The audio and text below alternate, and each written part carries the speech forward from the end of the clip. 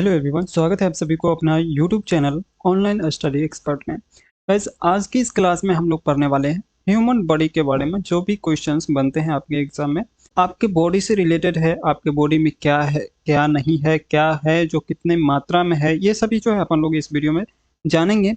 और जानना बहुत जरूरी है, तो वीडियो में अंत तक बने रहे। वीडियो अच्छा लगे तो लाइक जरूर कर दीजिएगा, चैनल पर नया है तो चैनल को सब्सक्राइब कर बेल आइकन को प्रेस कर लीजिएगा। चलिए, तो पहले जो क्वेश्चंस कह रहा है गाइस, पहला क्वेश्चन क्या कह रहे हैं, मनुष्य में, है ना, मनुष्य का हृदय धड़कता है। मनुष्य का हृदय कितनी बार धड़कता है? तो आपको क्या बोलना है, 72 बार पर मिनट होता है। 1 मिनट में 72 बार जो है धड़कता है ना। आपका हृदय जो है ना, उसका धड़कन की हम बात करें तो 1 मिनट में कितने बार धड़कता है भाई? 72 बार धड़कता है। आपको याद रखना है, ठीक है। मनुष्य का हृदय जो है कितनी बार धड़कता है 1 मिनट में? तो 72 बार आपको बोलना है, 72 टाइम्स। ओके। वहीं पे अगला क्वेश्चन क्या कह रहा है, मानव खोपड़ी में हड्डियां होती है। कितनी हड्डियां होती है मानव खोपड़ी में? क्वेश्चन क्या कह रहा है, मानव खोपड़ी में हड्डियां होती है। कितनी मात्रा में हड्डी पाई जाती है आपके खोपड़ी में, आपके सर में, है ना? तो 8 हड्डियां जो होती है वो खोपड़ी में पाई जाती है ना, आपके सर में, है ना। आपके सर में कितनी जो है हड्डियां पाई जाती हैं? तो आप क्या बोलेंगे, 8 हड्डियां पाई जाती हैं, ठीक है। स्वास्थ्य मनुष्य की श्वसन दर जो होती है वो कितनी होती है भाई? तो 16 से 18 बार होती है ना। मनुष्य की श्वसन दर जो होती है ना भाई, वो आपको से पूछा जाएगा एग्जाम में, कितनी बार जो है सांस लेते हैं, है ना। तो 16 से 18 बार आप बोलेंगे, ठीक है। कोई दिक्कत की बात नहीं है ना। चलिए, वहीं पे अगला क्वेश्चन कह रहा है कि मस्तिष्क का, है ना, वजन कितना होता है ना। तो आपसे पूछा जाएगा एग्जाम में कि मस्तिष्क का वजन जो है वो कितने ग्राम का होता है? तो 1350 ग्राम से 1400 ग्राम तक होता है। 1350 ग्राम से 1400 ग्राम तक होते हैं आपके मस्तिष्क का जो वजन होता है ना भाई, भार होता है ना जी, भार, वो कितने ग्राम की होती है? 1350 से 1400 ग्राम तक की होती है, ठीक है। मस्तिष्क का बड़ा भाग कौन सा है? तो आप क्या बोलेंगे, प्रमस्तिष्क, है ना, सेरिब्रम हम जिसे बोलते हैं, है ना। मस्तिष्क का सबसे बड़ा भाग कौन सा है भाई? तो आप क्या बोलेंगे, प्रमस्तिष्क, ठीक है। सेरिब्रम हम जिसे बोलते हैं, ठीक है, इतना याद रखेंगे।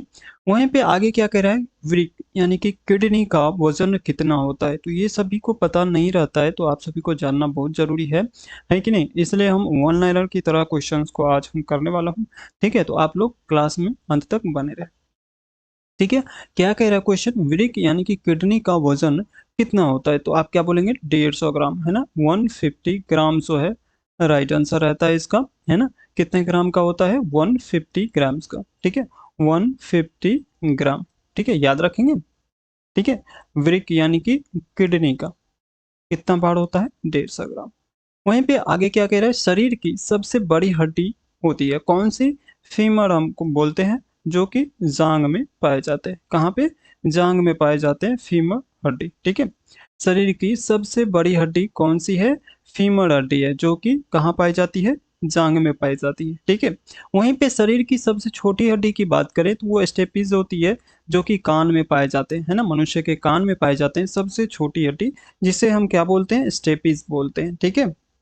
क्या बोलते हैं भाई? स्टेपीज बोलते हैं। शरीर की सबसे छोटी हड्डी कौन सी है? स्टेपीज है, जो आपके एग्जाम में पूछे जाने की काफी चांसेस है, तो आपको याद रखना है, ठीक है। चलिए, वहीं पे अगला क्वेश्चन क्या कह रहा है guys? शरीर में सबसे मजबूत हड्डी की हम बात करेंगे, है ना, कौन सी रहेगी? तो जबड़े की हड्डी जो होती है ना भाई, वो जो है सबसे मजबूत हड्डियां होती है, जो कि जबड़े में पाई जाती है ना। शरीर में सबसे मजबूत हड्डी आपसे पूछे जाएंगे एग्जाम में कि कौन सी होती है, तो आपको क्या बोलना है? जबड़े की हड्डी, ठीक है। चलिए आगे देखते हैं, आगे क्या कह रहा है, शरीर का सबसे कठोर तत्व कौन सा है? तो आप सभी को पता होगा, एनामिल जो है इसका राइट आंसर आएगा, जो कि दांत में पाए जाते हैं, दांत के ऊपर, ठीक है। याद रखना है आपको, है कि नहीं? शरीर का सबसे कठोर तत्व कौन सा है? तो एनामिल, है ना। वहीं पे आगे क्या कह रहा है, सामान्य मनुष्य का रक्तचाप कितनी होती है? सामान्य मनुष्य का रक्तचाप जो होती है 120/80 mm होती है ना। होती है, कितनी होती है भाई? 120/80 mm, ठीक है। आपको याद रखना है सामान्य मनुष्य का रक्तचाप कितनी होती है, तो 120/80 mm, ठीक है जी। चलिए आगे क्या कह रहे हैं, मानव शरीर में जल की मात्रा होती है कितनी परसेंट जो है जल की मात्रा मानव शरीर में होती है, तो आप क्या बोलेंगे 65 से 80% जो है आपकी जो है शरीर में जल की मात्रा पाई जाती है ना। कितनी परसेंट, 65 से 80%। ठीक है जी, कोई दिक्कत की बात नहीं है ना। चलिए आगे क्या कह रहा है, रक्त की मात्रा शरीर के बाहर का होता है कितना परसेंट होता है जो है रक्त की मात्रा है ना, शरीर के बाहर जब जितना होता है उसके कितना परसेंट जो है रक्त पाए जाते हैं शरीर में, तो आपको क्या बोलना है 7%। जितना बाहर रहेगा उसका 7% जो है क्या रहेगा, रक्त रहेगा। वहीं पे आगे क्या करें, मनुष्य में रक्त की मात्रा होती है कितना रक्त पाया जाता है एक मनुष्य के शरीर में, तो आपको क्या बोलना है 5 से 6 लीटर। कितना, 5 से 6 लीटर। ठीक है जी, आपको याद रखना है 5 से 6 लीटर। ठीक है, मनुष्य में रक्त की मात्रा कितनी होती है, कितने लीटर, तो आपको क्या बोलना है 5 से 6 लीटर। ठीक है, वहीं पे आगे क्या कह रहे हैं, मानव रक्त यानी कि जो क्षारीय होता है, आप सभी को पता है कि 7.4 अगर है तो वो क्षारीय रहेगा, अगर ये 7 से नीचे है तो वो अम्लीय आ जाएगा। आप सभी को हमने पढ़ा चुका हूँ, जिसका पीएच मान कितना होता है, तो 7.4 होता है, 7.4 जो है मान होता है किसका, पीएच मान रक्त का। ठीक है, याद रखेंगे। वहीं पे आगे क्या कह रहा है, रक्त को शुद्ध करता है, कौन करता है भाई, तो किडनी करता है। रक्त को शुद्ध करने का काम किसका है, तो किडनी का है। याद रखना है, आपसे एग्जाम में पूछे जाएंगे रक्त को शुद्ध कौन करता है, तो आपको क्या बोलना है, किडनी करता है। ठीक है, वहीं पे आगे क्या कह रहा है, लाल रक्त कण का निर्माण होता है कहाँ होता है, ये बतानी है ना। ये पूछे जाएंगे आपसे एग्जाम में कि लाल रक्त कण का निर्माण कहाँ होता है, तो आपको क्या बोलना है, अस्थि मज्जा में। कहाँ पे होता है, अस्थि मज्जा में होता है। ठीक है, चलिए वहीं पे अगला क्वेश्चन क्या कह रहा है, लाल रक्त कण का जीवन काल कितना होता है। लाल रक्त कण यानी कि आरबीसी है ना, आरबीसी का जीवन काल जो है कितनी होती है, कितने दिनों की, तो आपको क्या बोलना है 20 से 120 दिन की। कितना, 20 से 120 दिन।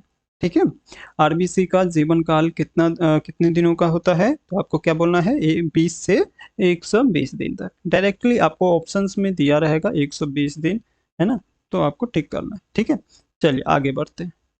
आगे क्या कह रहा है, श्वेत रक्त कण का जीवन काल कितना होता है, तो डब्ल्यूबीसी ना, डब्ल्यूबीसी की बात कर रहे हैं इसके जीवन काल की, तो आपको बतानी है इसका सही जवाब क्या हो जाए, तो आपको क्या बताना है 2 से 4 दिन, है ना। डब्ल्यूबीसी का जीवन काल कितना होता है, तो 2 से 4 दिन का होता है।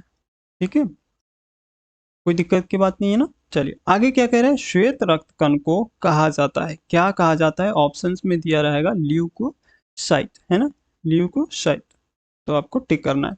श्वेत रक्त कण को क्या कहा जाता है, ल्यूकोसाइट कहा जाता है। ठीक है, वहीं पे आगे क्या कह रहा है, लाल रक्त कण को कहा जाता है ना, श्वेत रक्त कण को यानी कि डब्ल्यूबीसी को क्या कहा जाता है, ल्यूकोसाइट, और लाल रक्त कण यानी कि आरबीसी को क्या कहा जाता है, एरिथ्रोसाइट। एरिथ्रोसाइट आपको याद रखना है, आरबीसी को क्या कहा जाता है, एरिथ्रोसाइट, है ना। ये सभी हमने डिटेल में आप लोगों को पढ़ा दिया। ठीक है, आप लोग जो है वीडियो देख लीजिएगा। चलिए आगे क्या कह रहा है, सर्वदाता रक्त समूह यूनिवर्सल डोनर जो होते हैं वो कौन सी होती है, कौन सी ग्रुप, तो ओ ग्रुप जो है आपको बोलना है। ठीक है, कौन सी ग्रुप, ओ ग्रुप का। ठीक है, यूनिवर्सल डोनर होता है।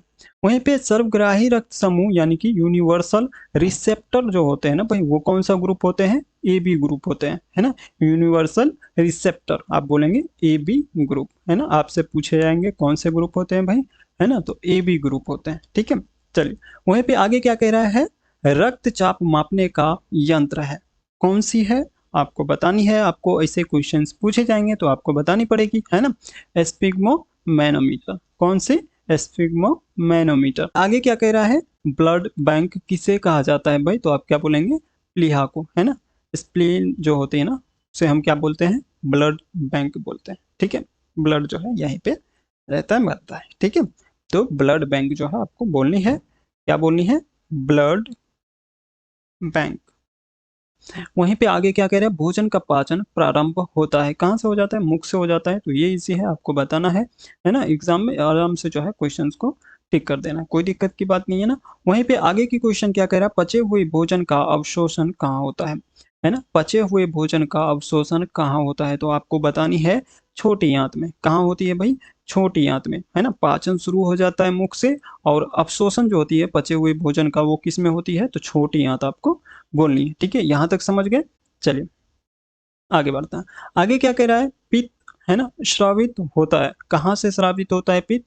तो आपको क्या बोलना है? यकृत द्वारा। कहाँ से स्रावित होता है पित्त? तो आपको क्या बोलना है ना, यकृत से जो है पित्त स्रावित होता है, निकलता है। कोई दिक्कत की बात नहीं है। चलिए वहीं पे अगला क्वेश्चन क्या कह रहा है, विटामिन ए संचित रहता है कहाँ पे, एकत्रित रहता है विटामिन ए? तो आपको क्या बोलना है? यकृत में, है ना। यकृत में जो है विटामिन ए जो है संचित रहता है, भंडारण रहता है ना। वहीं पे अगला क्वेश्चन क्या कह रहा है, शरीर की सबसे बड़ी ग्रंथि कौन सी है? तो यकृत आप बोलेंगे, ठीक है। लीवर जो है आपको बोलनी है ना। पिक्चर जो है डायग्राम आपको दिया गया वो आप जो है देख सकते हो अच्छे से, ठीक है। अगला क्वेश्चन देखिए, अगला क्वेश्चन क्या कह रहा है, सबसे छोटी ग्रंथि यानी कि मास्टर ग्रंथि जो होती है वो कौन सी होती है? तो पिट्यूटरी ग्रंथि जो है आपको बोलनी है। कौन सी ग्रंथि भाई? पिट्यूटरी ग्रंथि। सबसे छोटी ग्रंथि बोलते हैं और मास्टर ग्रंथि भी से बोलते हैं पिट्यूटरी ग्रंथि को, ठीक है। वहीं पे अगला क्वेश्चन क्या कह रहे हैं, मनुष्य में पसलियां पाई जाती हैं, कितनी जोड़ी पसलियां होती है मनुष्य में? तो आपको क्या बोलनी है? 12 जोड़े, है ना। कितने जोड़े भाई? 12 जोड़े। चलिए आगे क्वेश्चन क्या कह रहा है, शरीर में हड्डियों की कुल संख्या कितनी होती है? तो ये सभी नॉर्मल क्वेश्चन है, आप सभी को पता होगा, है ना। शरीर में हड्डियों की कुल संख्या कितनी होती है? तो क्या क्या बोलेंगे आप? 206 होती है ना। कितना होती है भाई? 206, है ना। शरीर में मांसपेशियों की जो कुल संख्या होती है वो कितनी होती है? तो 639 आप बोलेंगे, है ना।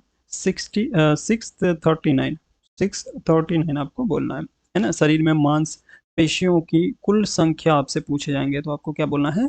639। कोई दिक्कत की बात नहीं है ना। चलिए वहीं पे अगला क्वेश्चन क्या कह रहा है, लार में पाए जाने वाला एंजाइम कौन सा है ना। जो लार में पाए जाते हैं ना एंजाइम, वो कौन सा एंजाइम है? तो आपको क्या बोलना है? टाइलिन, है ना। टाइलिन, आपके मुंह से जो लार निकलते हैं उसमें कौन सा एंजाइम होता है भाई? तो टाइलिन आपको बोलना है, ठीक है। चलिए वहीं पे अगला क्वेश्चन क्या कह रहा है, लिंग निर्धारण होता है किसके द्वारा, मेल या फीमेल, है ना। बच्चे जो लड़का या लड़की पैदा होते हैं ना भाई, है ना, तो वो किस पे निर्भर करता है? तो आपको क्या बोलना है? पुरुष के क्रोमोसोम से, है ना।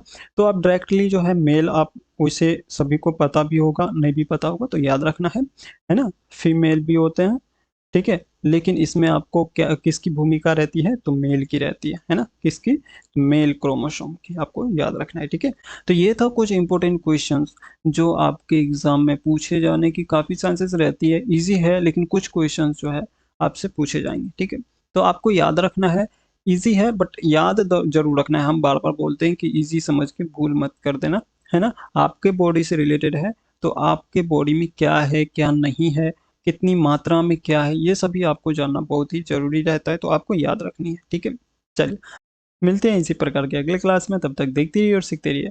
नमस्कार।